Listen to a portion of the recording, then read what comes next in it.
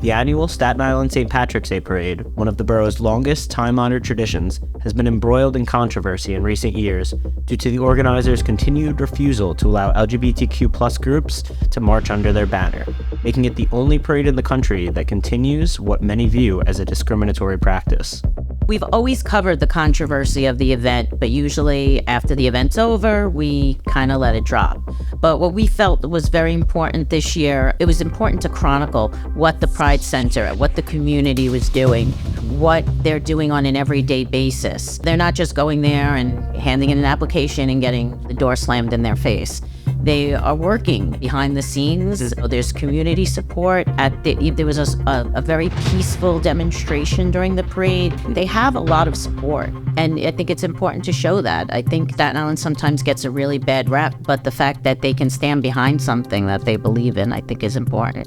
If you're identifying as LGBTQ+, you're paying taxes for a parade that you're apparently not allowed to march in. Right. So the organizers were really calling for that inclusion to kind of say this is bogus. Like, why shouldn't we be part of this? That was the main point, and then talking about how they deserve to be included too.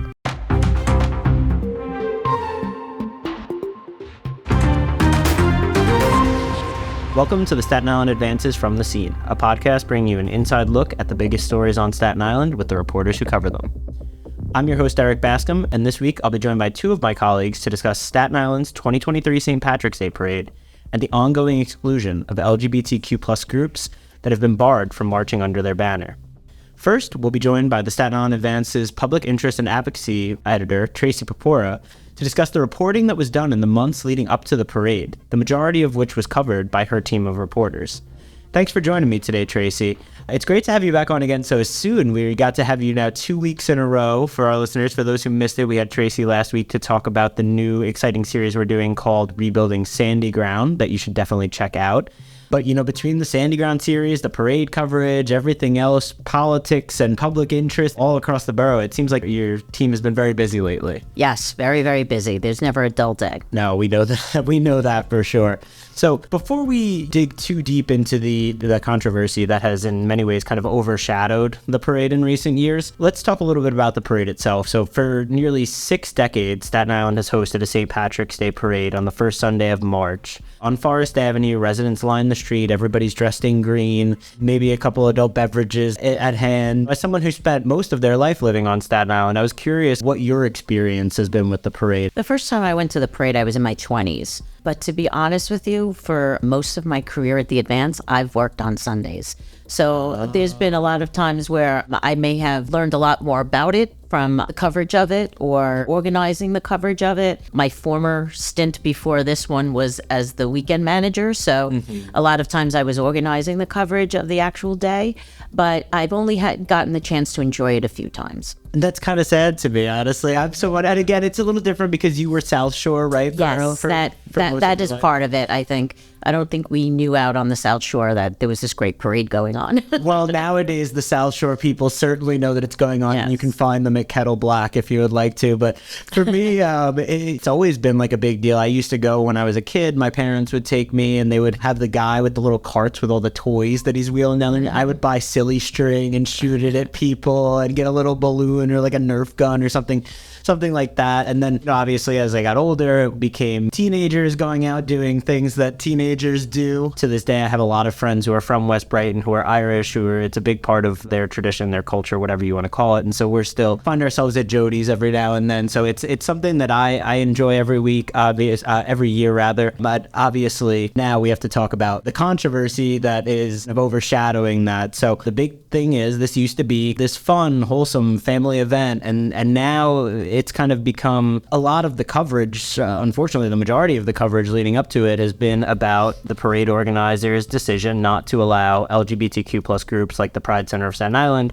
to march under their banner during the parade. So if I'm remembering this correctly, you covered this controversy first as a reporter, right, when you were talking about what was going on here, and now you're handling it as the editor and assigning the story, still doing some reporting on it, but you just have so many sources in this, and I would say you're probably the best source on Staten Island parade controversy. So I'm curious, kind of, when do you remember this issue first popping up, and what kind of progress, if any, really, has been made over the past few years? Well, the controversy's actually always been there. The first time, I think it was in 2014, the Manhattan St. Patrick's Parade ended like a 2-decade ban on LGBTQ plus groups marching openly. And I think it was in 2021 that a Bronx parade was one of the last holdouts that were not allowing LGBTQ plus groups to march, and they were able to march. So Staten Island, as far as the research we've done, might be the only parade in the world that still bans LGBTQ plus groups. And that includes parades in Boston, in Dublin. Everyone allows groups to march under their own banner. And a lot of people say to me, oh, the Pride Center, they can march, but they just can't march under their own banner. But why shouldn't they be able to do that when other groups can march under their own banner? I think one thing that's confusing to people who may not know the story as well is the idea of like, why are the organizers able to do this over and over again? Because it seems like a pretty clear discriminatory practice to many people. So I was wondering if you could talk to us a little bit about, first, who the parade organizers actually are, and second, why they've been able to keep denying these groups over the years. Well, they're an arm of the Ancient Order of Hibernians, so they have their own committee. So from what I understand, it is about 5 people. It's the parade organizer, his name's Larry Cummings, who continually bans. I don't know how many other people are behind that, but he's the one who continually says they don't want any LGBTQ plus groups to march. And basically they're protected by the freedom of speech. And there's been cases up until the Supreme Court that have basically said they're the organizers. They can choose who they want and who they don't want to march. So that's just under the freedom of speech. Right. And so throughout the years, as you've covered this story, you've developed some really strong sources in Staten Island's LGBTQ plus community that you've spoken to for the stories. And so I'm curious if you could just tell us a little bit about these people and just kind of the message that they've been trying to get across throughout the years. Well, for the last 5 years, Carol Bullock has been the executive director of the Pride Center, and she's always taken a view that she just wanted to be peaceful about this. She didn't want to take away business from the businesses on Forest Avenue, that really this is a big part of their revenue. This is one of the biggest events Staten Island has. So she always just wanted to make a subtle statement. So in years past, you'd see a lot of rainbow balloons, you'd see a lot of rainbow signs in the window of or we stand for inclusion signs in the windows of businesses. But she always said she never wanted to stop the parade. The thing that we saw this year is so many people banding behind the Pride Center. And it's not just the Pride Center. The Gay Officers Action League was also denied this year. There have been other groups in other years that have been denied. But so many people did not want to partake in this. There was not one public high school band there. I heard that there's some dancing schools that do Irish step dancing. They stepped aside. The police this year withheld their Emerald Society band because nearly every Staten Island politician did not march. And that makes a big statement. Councilman David Carr called the parade committee disgusting, and I quote, that this is outright discrimination. So we've just been reporting what everyone's saying, and Community Board 1, which is the community board for the area, came out and they wanted the mayor to withhold city funding for the parade. And the city funding that is utilized, it costs about $300,000 each year for the police department overtime and the sanitation overtime. But Mayor Adams explained that that wasn't possible in his view. Yeah, and that was something that I thought was interesting as well. That had been something that was kicked around for a couple of years of like, well, how much is the city paying for this? Should they be paying for this?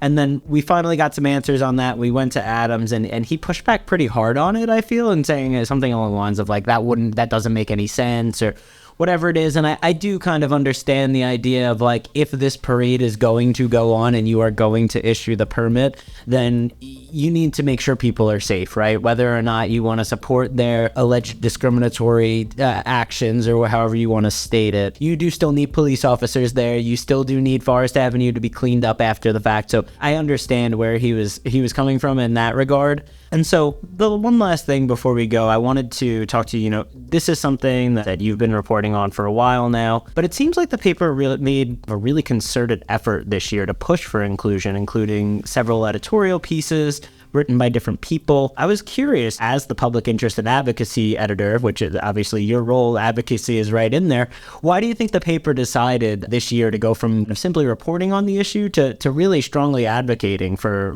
one side of it? Well, I'll be honest with you. We had intended on doing this in 2020, but right after the parade unfolded in 2020, where several high school bands were kicked off the route, Councilman Joe Borelli was kicked off because he had a little tiny lapel pin that was a pride flag. So we had intended to carry it on, and then the coronavirus happened. Right. And the year after the parade didn't happen. So it was our first opportunity when the controversy had really heated up. And we've always covered the controversy of the event, but usually after the event's over, we kind of let it drop. But what we felt was very important this year, and we felt it was a good timing with the fact that it was important to chronicle what the Pride Center, what the community was doing, what they're doing on an everyday basis. They're not just going there and handing in an application and getting the door slammed in their face. They are working behind the scenes. There's community support. There was a very peaceful demonstration during the parade. Jessica Scarcella-Spanton, the new senator, she took part in it. So they have a lot of support. And I think it's important to show that. I think Staten Island sometimes gets a really bad rep, but the fact that they can stand behind something that they believe in, I think is important. Yeah, absolutely. Well, thank you so much for joining me today, Tracy. I appreciate you coming on, especially back-to-back weeks like this, but obviously you've been very busy, so I'll let you go for now, and we'll bring on our next guest. Thanks so much. Next up, we'll be joined by Staten Island Advanced social media specialist Lauren Lavallo to discuss the live coverage of Sunday's parade. The Mayor of Maple Avenue is a powerful multi-part podcast about Sean Sinesy, a victim of former Penn State football coach Jerry Sandusky, who was arrested 10 years ago for numerous child sexual abuse charges.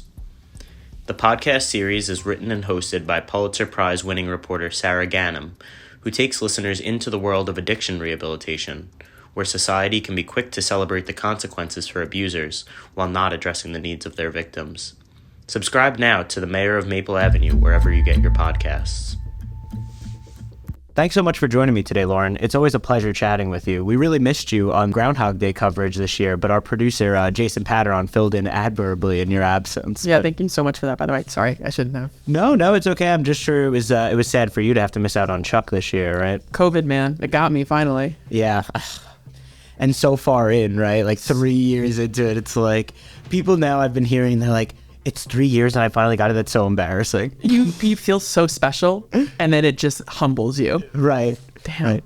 Well, I'm glad that you are back with us and feeling better. So let's talk about Sunday. You were among the various reporters and photographers that we had out at the parade to provide live coverage of the event as it was happening, something that you often do for us. And so before we get into the parade itself, I was hoping you could just talk to us a little bit about what it's like reporting in real time like that. Because, for most of our stories, really, you go to the event, you talk to some people, you take some photos, and then you go home and you write it. But for you, between Facebook Live and getting photos of people, it's really real time on the scene, and it's kind of a different experience, I would imagine. So what's that like for you? I mean, it's a little bit stressful. Let's be real here, because you need to try to capture the essence of like what's going on. You have to be really mindful about what you're doing and what you're saying, while also trying to keep track of what you still have to do. I would say, yeah, it was a little bit stressful doing the Facebook Lives as well, but fun. It's always fun because we always have like a pretty good audience watching us, and it's fun to chat with them too. Yeah, and the Facebook Lives can be difficult too, because sometimes you're at the mercy of the technology and the cell service and the whatever mobile hotspot you might be trying to use. And so I know there's been times where we have some connectivity issues. I legitimately had a problem on Sunday. The plan was not 3 Facebook Lives, for the record. Oh, really? No, but the phone, it bricked out. I was down to one phone. One phone. Yeah. As a social media specialist, one phone is not going to get it done. Yeah, even as a reporter, you need so many options for that. But anyway, it's definitely different because with the parade coverage specifically, or with Groundhog Day specifically, like these really particular events, specific events, you need to get this stuff out there fast. Mm-hmm. Because no one's really going to care about it 5 hours after it happened. So that's the challenge when you're covering such a huge event for Staten Island too, is that you need to get everything as fast as possible. And it can be challenging sometimes because, again, and at the same time, you want to be in the moment as well because you also want to enjoy it. But yeah, no, it was a good time, stressful to keep track of everything and try to do a good job because you're represented for people who also are not there watching. And you want to, you know what I mean? So you want to like be that like in between for them to feel like they were still part of it. That's a good point too, because I feel like something I've noticed is that a good portion of our Facebook Live audience is people who used to live on Staten Island, right? But who may have moved to New Jersey, Pennsylvania, Florida, whatever it is. But then they tune in for these big annual events because they're like, oh, I missed the parade on Forest Avenue. Let me check out what's going on there. Oh, Groundhog Day, or the Travis Parade, or whatever it is. But I love that, by the way. And what's funny is that I'll get in the comments still, where's Shane? Or like, hey, like, what about where's Mark, where's Tom? Yeah. And I'm like, all right, guys, like you got your fourth string QB here. Right. Well, they're gonna get. I'm gonna give you a good time anyway. Right. So let's move on to Sunday. So before the parade even got underway, there were various events and protests highlighting the continued exclusion of these LGBTQ groups, which we've talked about. So can you tell us a little bit about some of those pre-parade events, what you saw, some of the people that were there, and just what was going on? Prior to the parade starting, there was a press conference from the Pride Center and other groups as well. GOAL, which is, I believe, the Gay Officers Action League, I want to say, plus some local politicians were there, volunteers with the Pride Center, allies of LGBTQ plus folks, and then LGBTQ plus folks themselves. So at this press conference, they were calling for quite a few things, actually. First and foremost was the inclusion. They believe that this should be an inclusive parade. And within that, you have two arguments. So you have the moral argument of people saying this is an Irish parade, that this is like with like religion and stuff like that we don't like, that's LGBTQ is not our thing. And other people saying, well, you can be gay and Irish. Correct. I mean, so like we should be able to like march. And then you have the other argument, which is the money that was used for sanitation to clean up for the NYPD to protect the parade, which, by the way, there were a lot of police officers there. Certainly were. For security, yeah. I got in there early and I saw all of them. It was crazy. But taxpayer money pays for that. So it's kind of like if you're identifying as LGBTQ+, you're paying taxes for a parade that you're apparently not allowed to march in. Right. So the organizers were really calling for that inclusion to kind of say this is bogus. Like, why shouldn't we be part of this? That was the main point. And then talking about how they deserve to be included too. So the press conference probably lasted maybe like a half hour, I would say. There's Carol Bullock, the executive director of the Pride Center, who spoke, of course. Casey Hankins, who is a volunteer with the Pride Center and also a community organizer. Jessica Scarcella-Spanton, the senator for the North Shore, who also spoke. It is definitely an ally, as she'll tell you. And the public advocate of the city, he came and spoke. It was a kind of a surprise for that. And a few other people. So it was a mix of folks who spoke and all called for the same thing, inclusion. It's a community event, a community parade. The whole community should be part of it. So after that happened, after the press conference, which lasted, maybe like 20 minutes-ish, 30 minutes-ish, was the Forest Avenue Mile, which is unofficially known as the Rainbow Run, which has been going on for about 8 years, I want to say. Something in that range, yeah. Yeah. Staten Island Athletic Club is who puts on the run, and they're fine with the Pride Center kind of co-opting it for their cause of the Rainbow Run. So that goes off just after 11, and we had read, I should say, a day prior that Mayor Eric Adams was going to show up. But we weren't sure because as you know, it can be hard to really confirm anything with the city government sometimes. That's just it. Right. And schedules change all the time. We thought that that's possible. He might show up for this Rainbow Run. It was on his public schedule. We weren't sure. And it turns out, he showed up. So the Forest Avenue Mile steps off. Folks are running super fast by me, by the way. I need to get in shape myself. And he just joins the Pride Center, walking behind their banner, holding a pride flag next to an Irish flag, walking down Forest Avenue, which, I mean, it was kind of cool to see because there has not been a New York City mayor on Staten Island related to something St. Patrick's Parade in years. Now, to be clear, he did not go to the St. Patrick's Parade. He kind of like did his thing and then left. Yeah. I will also say that they were walking down Forest Avenue at like a very fast clip. And I'm walking He was trying to keep it moving. Oh, like, gosh, they were hoofing it.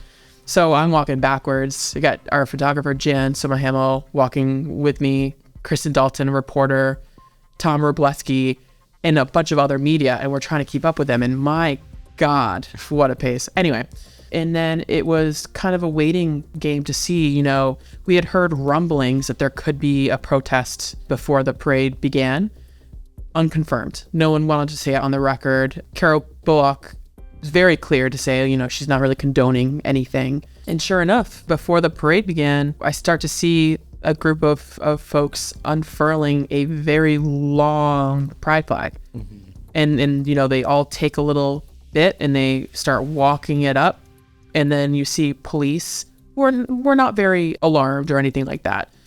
But police kind of line up too, of like a ways away from them, I guess, in case that they started to advance. And then they just stood there. It was a peaceful protest, which was definitely interesting to see. And you had folks on the parade route kind of waving some pride flags and applauding these folks. And then soon enough, I believe it was a community officer, walked over and chatted with some of them. And I believe they said, you have 30 seconds or else like we might have to like start arresting people. Right. And so the pride, or again, I don't know. There were people who were volunteers, allies. The senator was part of the group that was holding the flag. Mm-hmm. So it wasn't the Pride Center as far as I know. This was not condoned by the Pride Center. So these folks stayed for another 30 seconds and then they were like, all right, like we'll walk back down. And then they just as they left, they just chanted.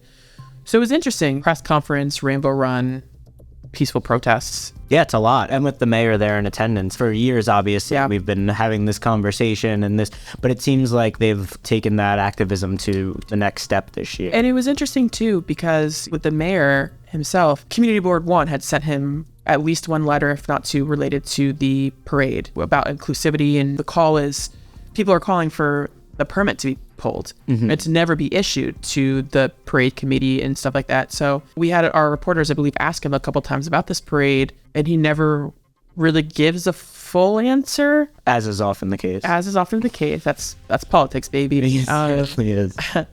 And then he shows up for the Rainbow Run. Mm-hmm. With like little fanfare, I would say. Yeah, it's interesting. But from an optics perspective, it's not too surprising. It feels like it should have been a layup for him, really, from the beginning. And yes. This is something that I've talked to Robleski about off air and stuff. As a Democratic mayor, right, this feels like a layup for you to go out and fight the good fight and score some brownie points with your constituents or whatever it might be there. And so the least he could do is show up. And so at least he did that. Yeah, it was interesting because one of our colleagues, I believe it was Kristen Dalton, said that yes, he was, because I mean, I saw it too, because I was, again, trying not to be run over by the people holding the pride banner. But Kristen had noticed that he was marching behind the banner. Yes, he was holding a flag. No, he was not chanting with them. Oh, interesting. Yeah, optics. Yeah, sometimes it's the little things. Yeah. All right, well, certainly very busy in the pre-parade stuff. So let's move on to the parade itself. So once the protest wrapped up, the parade did go on as scheduled. And as someone who has been really going to the parade for most of my life, it seemed like the turnout was actually pretty good compared to what I had seen. So it's weird. When I was younger, I felt like it was always packed and it was super busy. And then it started to kind of dwindle a little bit, even before COVID, obviously. COVID was an issue. But even in the parade 2020, went on right before COVID really, really popped off in New York City, for lack of a better term. And so I remember 2019, 2020, like, wow, there are not as many people here as there used to be. You could actually walk on the sidewalks of Forest Avenue. It used to be you were packed in there. And so I was like, oh, are people losing interest in this? Do people not care about it in the same way that they once did? But this year, I thought it was pretty busy again, and there was a lot of people out there. So I was wondering, from your perspective, walking around covering the parade in real time, if you could just walk us through what you saw out there. Yeah, I'll be the first to admit there were some crowds there, and I got there way early, way early. I'm also like neurotic like that. Like I need to get like 10 hours early, so I was able to see things fill up, and I walked the parade route twice, I believe. Got to get those steps. And yeah, like I need them. But yeah, so in pockets it was a little scarce, a little like skimpy, but then you get through other stretches on Forest Ave and a lot of people packed in there. Mm-hmm. Much more, or many more folks than last year, I believe, in my opinion. I was covering the parade I would last year. agree. Yeah, I was there both years as well. It felt that way. Yeah, and also you have the folks who are like, I'm not going to go to this parade because I want to support the LGBTQ plus community. You have people who say that they don't want to go to the parade because they'd rather party at home. I will say, no, a lot of people turned out, and the weather, I mean, it was a beautiful day. Sunday. It was perfect weather. So yeah, walking around, people were very festive. There were folks with rainbow gear still on or waving flags, like pride flags, and people were having a good time. Of course, the closer you got to certain bars, the more packed that area was. Well, absolutely, yeah. I mean, when you're in front of Jody's or when you're in front of Duffy's, or, you know, those... Cobra, Kettle Black. Oh my God. Well, the Cobra, Kettle Black, that's a younger, more South Shore crowd that makes their way over here. Yeah, well, they certainly were. But I mean, that line is so crazy. Sometimes I always joke that it looks like they're waiting for like King Ka at Six Flags to just get into Kettle Black. Yeah. But yeah, specifically around the bars and stuff, even Burrito Bar, which is cool because, you know, they have the little patio thing. You see people kind of hanging off the patio with their drinks and stuff. I know, it's a... Oh, that's a good one. It was really interesting, though, to see. So, of course, I had done a story a couple weeks ago about businesses in the area and how they think that this controversy between Parade Committee and LGBTQ community affects business. And I had spoken with a few, no more than a few, actually. I reached out to just over a dozen, maybe a dozen and a half businesses. Majority of them did not want to speak on the record.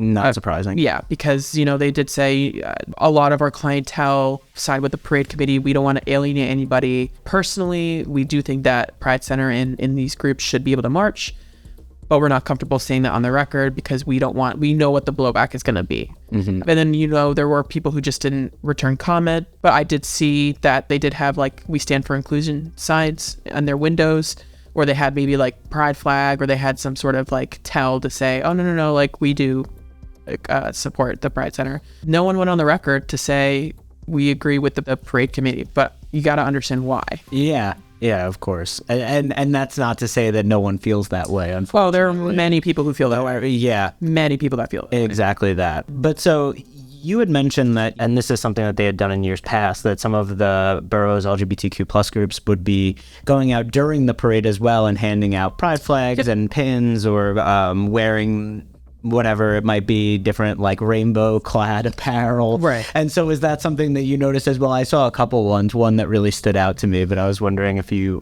might have caught the same person, if we have the same person in mind. We might. Can you... Yeah, so I saw someone who was wearing basically a Pope outfit, but all green, an all green Pope outfit, but then with a rainbow beard hanging down. Yeah. And like a rainbow sash as well. So I really like that one, the Saint Pride, I suppose. Because there's a photo, I think it must be the same photo that we're thinking of, that we have in our system, in our archives, and there's a person that's next to that Pope looking figure holding a sign that says, "Kiss me, I'm banned." I had this, I wouldn't call it a debate, a conversation with some of our colleagues, because some of them were like, these people are really making jokes at the expense of LGBTQ plus. But I'm looking at the photo and I'm like, no, they're embracing it. Embracing it. Yeah. That's interesting. And I'd never even seen that photo. I actually just saw this person on Sunday walking down Forest Avenue, and I was like, I'll show you that photo. It's a good photo too. Yeah, no, I tend to agree with you here. I think that is someone who is not mocking them, who is leaning into it and supporting them. So one last thing before we go, with you doing the Facebook Lives for us all the time, and especially with things like this during the parade, I was wondering what it was like, because, you know, we see those comments come in real time, and sometimes the comments are nice, and sometimes the comments are not so nice. And so given the controversial nature of this story, and as we've said, not everyone feels the same way about it as everyone else, was it difficult for you to, and I haven't gone through all the comments. I mean, I think I saw just on one of the Facebook Lives, I think there was almost 600 comments. So is it hard for you to stay on track when you're seeing some of these things coming in, which may be in some cases hateful or discriminatory or whatever it is? How do you pick and choose which comments to respond to, which ones to ignore, and what is that like for you? Great question. It's definitely tough. It's definitely hard because you want to have engagement with the folks that are watching, and you're rooting out who's a troll and who's being genuine. It's hard because you want to provide these answers, but not feed into it and not give them more things because they're going to pick apart your words. And that's across the board. That's not just Facebook. That's also Instagram comments. No matter what you do, people are going to read into what you're saying. So I remember there was a commenter on one of the Facebook Lives that kept commenting, is this the... Well, first of all, they're like, what is a parade called? I said, it's the St. Patrick's Parade. Is this the St. Patrick's Parade or the Pride Parade? And just repeated that last comment. Is this the St. Patrick's Day Parade or the Pride Parade? He's just trying to bait, Yeah, a lot of people bait. And so I try to keep things light. I'm trying to think in terms of, I can't really say certain things because I'm representing the newspaper, I'm representing our company. Yeah. Believe me, the things that go through my mind on the responses that I could make. Well, and that's what I'm saying, because it's difficult being the reporter in this situation, and essentially, especially because to this person who's trying to stir things up and bait you to say things and do whatever, like, dude, I'm just trying to do my job. If I'm not showing up to your place of work and like throwing questions at you in real time. You obviously might want to respond in a certain way, but when you're working and representing, and then you can't necessarily do that. And it's also like, why do you have to make my life harder? That's just it. Be like, also, who are you proving anything to? What are you getting out of this?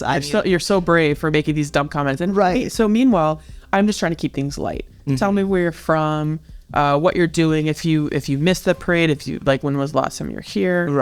Just keeping things light, because it's like, let's do that. And I think I said during the Facebook Live for the press conference, if you have questions, put them in the comments. Like, I'll answer things. Oh, like they're real questions. If they're real questions. Yeah. Thank you so much for joining me today, Lauren. It's always a pleasure, and I really appreciate all the hard work you do on the live coverage and the fact that I don't have to do that. Thank you. Yeah. Thank you for listening to the Staten Island Advances from the Scene. If you like what you've heard, please make sure to rate and subscribe wherever you get your podcasts, and visit silive.com for the latest on all these stories and more. Thank you for supporting local journalism.